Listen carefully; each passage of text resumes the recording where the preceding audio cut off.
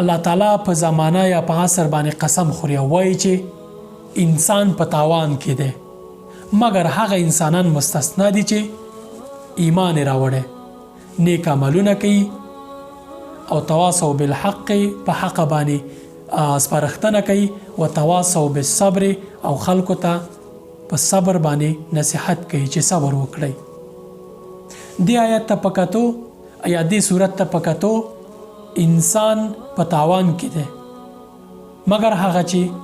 همدغه صفات ولري، مال انسان ته ګټه نه رسوي او انسان له تاوانه نشي بچ کولی، نو هغه انسانان چې لکونه ډالر عاید ترلاسه کوي خو له خپل خالق سره یې اړیکه ښه نه وي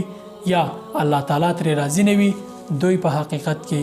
تاوان کوونکي یا زیان کوونکي دي. ځکه دا دنیا داسې نظام دی چې مرګ پکې هر څه ختموي، د مالدار مال ختموي، د فقیر فقر ختموي، او د هر انسان چې هر څه لري په دې دنیا کې پای مومي له مرګ سره. یوازینی شی چې انسان سره آخرت ته لار پیدا کوي هغه نیک عملونه او ښه کارونه دي.